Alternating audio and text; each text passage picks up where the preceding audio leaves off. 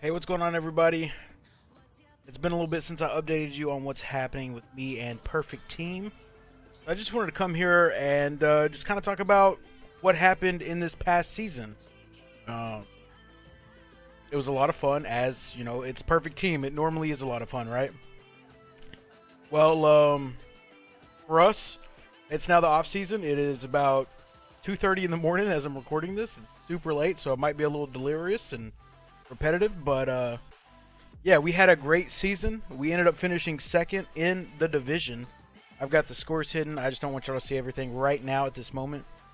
But yeah, we finished second in the division. Had a wild card game. Um, Ended up winning the wild card game, and then we went to the ALDS and we won the ALDS in 4, which was nice. I don't know why I said ALDS. We were in the national conference, so the division series for the national conference. I don't know what exactly they call it, but we ended up winning that in 4, and then going to the championship series. We were playing a team called Louisville, and the Louisville Sluggers. We actually played the Louisville Sluggers in the championship season, or the championship series, the season before in Bronze League. So it was kind of cool to, I guess, have a little rematch there. It was actually kind of strange. So last season against the Sluggers, I went up 3-2 with 2 games left at my home stadium. Ended up losing in 7. This season, the Louisville Sluggers went up 3-2 with 2 games left in their home stadium. I ended up beating them in 7 and advancing to the Silver Level World Series. In the Silver Level World Series, it started out, we lost game 1, 8-2. Larry Durker was the starter for that game. Did not go as planned for us.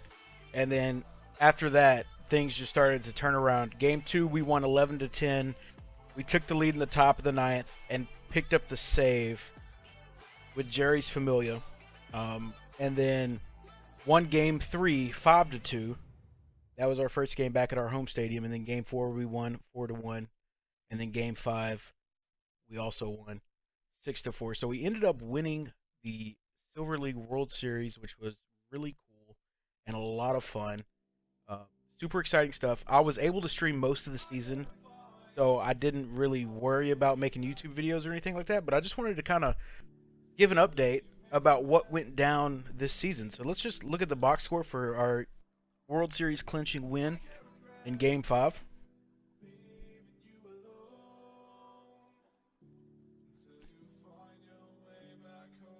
It's party time in Austin. The confetti is flying and residents are smiling. Believe the hype have reached the mountaintop, capturing the 2021 Silver Level Series today. They defeated the Long Beach Surfers 6-4 at Minute Maid Park to officially wrap up the series 4-1. Asked how it feels to be a champion, right fielder Kiki Kyler was to the point. It feels great, like $1,000,000. I'm so happy right now, not just for me, but for all the guys. He said, we put a lot of work into this and deserve to be champions. The team is planning a victory parade and fan appreciation day later in the week. Austin finished the regular season 93-69, claimed second place in the National Conference West Division. So we didn't even win our own division. We win the wild card game and never look back. It was a tremendous season, tons of fun, and honestly, it felt really good. I'm not gonna lie. It's kind of weird to say, just playing a video game, it felt good to win, but it felt really good to win. George Springer was 1 for 3 with a run scored. He also drew a walk. He didn't have the best postseason, or at least maybe that's World Series, but either way. Altuve was 2 for 4 with a run scored, 2 ribbies, and 1 walk. Manny Machado 1 for 4 with 2 runs scored and 2 RBI. He also drew a walk.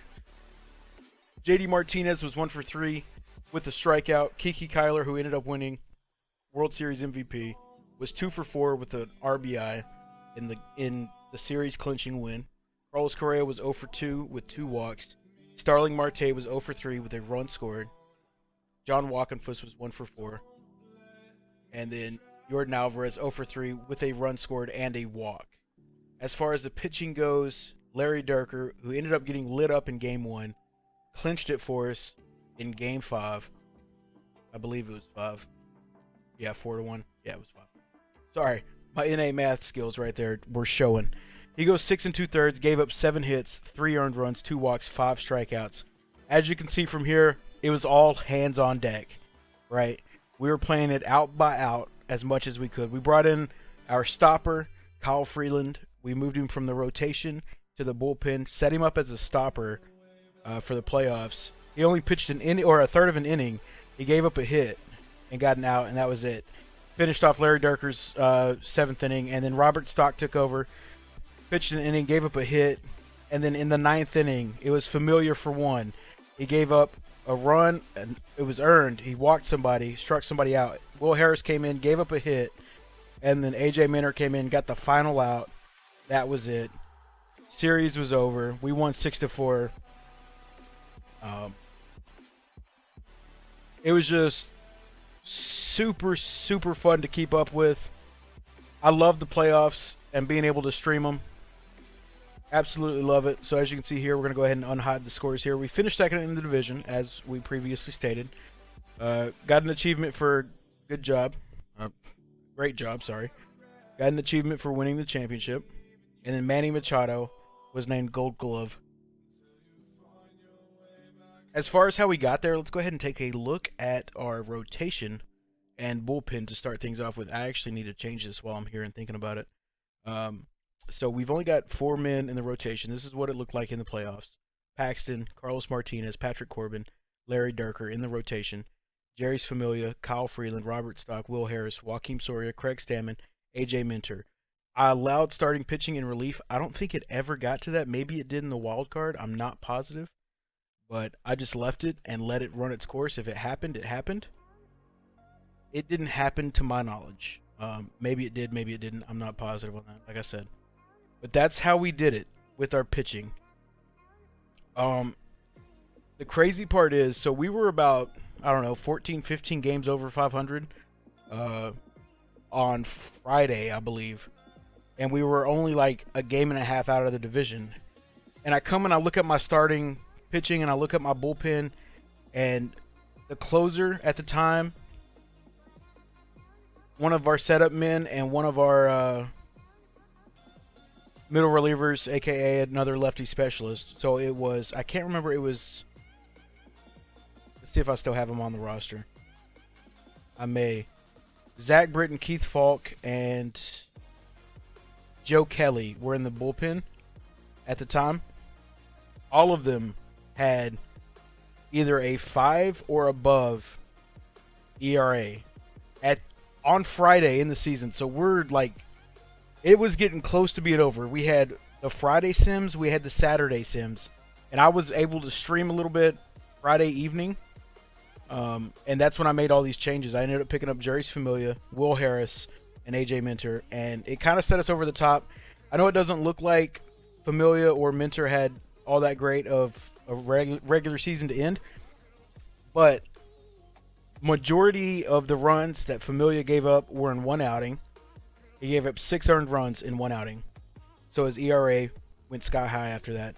And then Minter gave up, I think, 2 or 3 in like a third of an inning, so his also obviously jumped, and he pitched the least out of the 3, so that's going to hurt him a little more. And then as far as the lineup goes for our squad, it was pretty much similar to what I think the last video I made was. So it was Springer leading off, Altuve hitting second.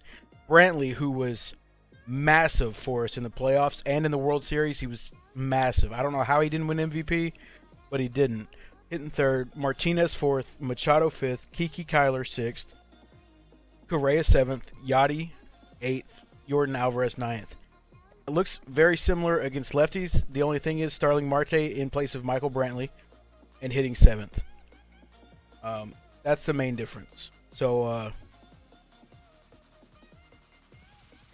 with that little change up there, Starling Marte crushes lefties. He's pretty incredible. This little all-star card. He's just a 67 overall. He's still on the team and probably going to be for a while, I think, maybe. I don't know. As far as next season goes, looking ahead, we're going to be promoted to gold. I'm a little worried about that. I think my team is solid. It's not the best, but I do think it's solid. I think one of the changes that I'm going to have to make, and make soon, is Carlos Correa. His defense is solid. It's not bad. The thing that gets me with Correa is the contact and the avoid Ks. He strikes out a lot. He doesn't make the best contact. If his contact was a bit higher, maybe in the 60s, and his gap power maybe 60 as well, like around his home run and eye discipline, I think he would be ideal. He'd also be a gold at that point. But that would be the ideal situation for me. So I'm going to look for shortstops around Correa's ability defensively. I don't want to drop too much on the defensive end just to get somebody that can do well with the stick. But I do want to upgrade my shortstop, and I think I'm going to have to. As you can see in the playoffs, he didn't do much in the playoffs, but that's not what I'm really worried about. Here's what he did in the regular season. The 98 OPS plus and the 721 OPS. That's really where I'm looking at in terms of needing to upgrade or not. I think he did fine home run wise and RBI wise, obviously. Batting average and OBP I'm not too worried about. It's just the slugging and the OPS plus. We could get those up, I would be fine with Correa, I feel like. If we could get his OPS up above 800, OPS plus over 100, which would be league average. Like right here, 2019, 113. 2020, 111. If we can replicate that, I think I would be fine. Even though he had 774 and 776 OPS, like I think that would be fine. I wouldn't be too upset with that. The words are all similar because he plays pretty solid defense for us. So I guess we'll probably give him a sim or two as far as like days go, and see what we can do upgrade wise. But that's one of the few spots in my lineup that I'm just not exactly in love with. Could I upgrade at other places like right field? Probably. You know, that wouldn't hurt. Center field, could I upgrade? Probably so. Catcher, could I upgrade? Probably so. You know, it wouldn't be too hard to upgrade those positions in my opinion. But we're going to save that for a little bit later. I just don't think they're big time necessities. Let me go back to my pitching staff before I forget. We're going to go ahead and click no on that. Get Kyle Freeland back in the rotation for the time being. And come to our roster page. We've got one change to make. I didn't make it in the playoffs. I bought him during the playoffs, but I let him play it out. Like, I let my team play it out to see if they could handle it. And they did. So with that said, Craig Stammen, thank you for your hard work. Dylan Betances, welcome to the squad. And I believe his role is going to be set up. We're going to put him middle relief. Dylan Betances set up. And then eighth or later, yes. And then high leverage as well. I like to throw everybody on high leverage because I feel like, well, everybody besides Minter, because he's going to be my lefty specialist if I need him. But that way, there's not a big discrepancy in innings pitched. You know what I'm saying? Like if Familia and Harris and maybe even Minter to an extent had been on the team from the get-go, they would have a nice amount of innings pitched. Stock has a few more just because at the beginning of the season, he was a quote-unquote stopper for us. And he did fine. He did fine in that role, but I just didn't want to go that route anymore. So we'll see what happens. But yeah, so that's kind of what went down for us this past season. We ended up winning the World Series in the Silver League, and it was a ton of fun. Let's go ahead and check out the history and the trophy cabinet. There it is. Believe the Hype 2021 champions, Silver League, 93 and 69. Nice. But yeah, hopefully if you guys are watching this, you had great seasons as well. That would be awesome. If you did, feel free to type it in the comments and tell me all about it. Let me know who, you know, your team's MVP was and how you finished the year, because I think that would be really cool if we had just a ton of World Series champions out here. Anyways, guys, that's going to do it all for me. I appreciate you guys hanging out with me and watching. Those that did and those that didn't, you might have made the right choice. Until next time, we'll see you later. Peace out.